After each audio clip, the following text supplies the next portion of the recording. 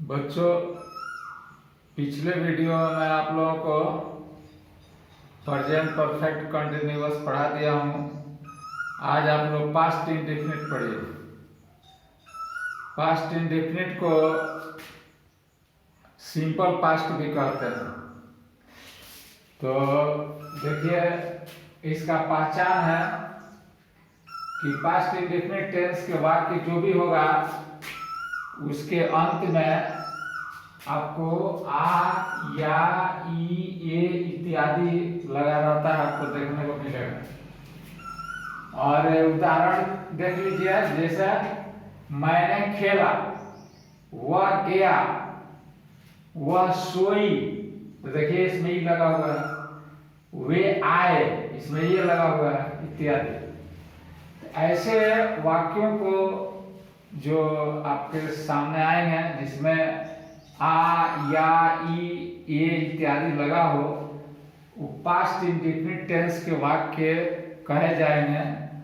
आप इसको याद कर लीजिए, इसका पहचान। और इसको अंग्रेजी में अनुवाद करने के लिए नियम हम लिखे हैं। ये देखिए, 4 गो जो सेंटेंस का एक ये होता है प्रकार। अफर्मेटिव में इंट्रोगेटिव, निगेटिव, पॉजिटिव, सबका अलग अलग हम इसका सूत्र लिख दिए, रूल लिख दिए हैं। जैसे अफर्मेटिव में आपको सब्जेक्ट प्लस वर्ब टू, गौर कीजिएगा इस बोर्ड पर, subject plus verb two plus object आता है। और इसका इंट्रोगेटिव में, इंट्रोगेटिव फॉर्म में इसका डीड पहले लग जाएगा, उसके बाद सब्जेक्ट प्लस वर्ब वन, यही वर्ब टू जो है वन हो जाएगा प्लस सब्जेक्ट। उसी तरीके से निगेटिव में subject plus did plus not, did के बाद नॉट लगाएंगे, तब फिर वर्ब वन इसमें भी लिखेंगे, और तब बाकी बात जो होगा उसके बाद रखेंगे ऑब्जेक्ट की जगह पर। पॉजिटिव में पहले यस लगा देंगे, यस लगाने के बाद से सब्जेक्ट प्लस वर्ब टू या हो जाएगा पॉजिटिव में आकर के, और तब उसके बाद से ऑब्जेक्ट होगा। अब देखिए उदाहरण जैसे हम लेते हैं कि राम आम खाया, तो ये देखिए या आया है पहचान में, जैसे कि यहाँ पर अब दिखाए आपको आ, तो इसमें देखिए आ लगा हुआ है यो में, तो राम आम खाया। तो राम आम खाया में देखिए इसका अनुवाद हम करेंगे, सब्जेक्ट का स्थान पर राम रखेंगे, उसके बाद से वर्ब टू रखेंगे। खाना का अंग्रेजी ईट होता है, ईट का दूसरा रूप एट होता है, देखिए यहाँ पर, है ना। उसके बाद से ऑब्जेक्ट का स्थान पर ए माइन को रखेंगे, समझ जाइए इसको। उसी तरीके से आप इसको इंट्रोगेटिव में बदलने के लिए ये यहाँ पर अपने से डीड लगाएंगे, DID, देख रहे हैं ना, ये डीड लग जाएगा। उसके बाद से सब्जेक्ट के जगह पर राम लिखेंगे। उसके बाद से देखिए यहाँ वर्ब वन आया है, वर्ब वन लिखना है सूत्र में, देखिए तो वर्ब वन यहाँ ईट हो जाएगा। उसके बाद सब्जेक्ट का स्थान पर ए माइन हो। उसी तरीके से इसमें देखिए निगेटिव सेंटेंस में, निगेटिव में हम देखेंगे कि सब्जेक्ट पहले लिखना है, तो राम हमारा सब्जेक्ट है, राम पहले लिख दिया है। उसके बाद से डीड लिखना है, डीड लिखा गया, नॉट लिखना है, नॉट लिखा गया। उसके बाद से वर्ब वन में देखिए ईट, उसके बाद सब्जेक्ट का स्थान पर ए माइन को यहाँ पर आपका ये देखिए।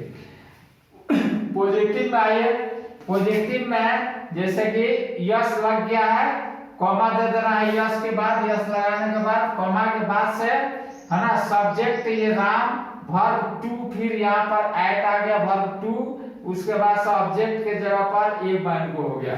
ये समझ लीजिए। इसी आधार पर ये दूसरा एग्जांपल देख लीजिए, है ना। जैसे दूसरा एग्जांपल आपका है, तुमने एक पत्र लिखा, तो देखिए तुमने यू यहाँ पर सब्जेक्ट है, दूसरा रूप वर्ब का रोट, उसके बाद से लेटर, ए लेटर, तो यू रोट ए लेटर। इसी तरीके से पहले यहाँ डीड लग गया है, देखिए गौर कीजिए, जैसे कि did you write a letter, यहाँ राइट देखिए वर्ब वन हो गया है। ध्यान रखना है कि जब डीड लगा देते हैं तो वर्ब अपने मूल रूप में आ जाता है, वर्ब वन हो जाता है।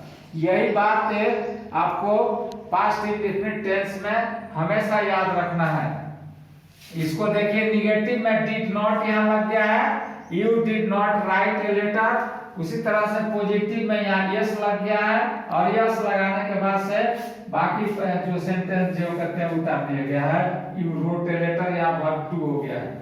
तीसरा एग्जांपल देखिए, मैंने उसकी मदद की, आई हेल्प्ड हिम। आई यहाँ पर देखिए सब्जेक्ट है, हेल्प दूसरा रूप है वर्ब का, उसके बाद से हिम ऑब्जेक्ट के जगह पर डिड यहाँ लग गया, उसके बाद से डिड आई हेल्प हिम यहाँ पर वर्ब वन हो गया है। उसी तरीके से यहाँ निगेटिव में डिड नॉट लग गया है सब्जेक्ट के बाद, उसके बाद से यहाँ वर्ब का है पहला रूप और ऑब्जेक्ट। और ये देखिए पॉजिटिव में यस लगाने के बाद से आपको आई हेल्प्ड हिम यहाँ पर वर्ब टू फिर यहाँ पर आ गया है। इस तरीके से आपको पास्ट इंडेफिनिट आप समझ गए होंगे। जो भी आपका पास्ट इंडेफिनिट का सेंटेंस आपके सामने आए तो ये भूतकाल, इसको हिंदी में कहा जाता है भूतकाल में पास्ट इंडेफिनिट को आपको जो काम जो क्रिया माने बीत चुका हो, भूतकाल में माने खत्म हो गया हो, उसी को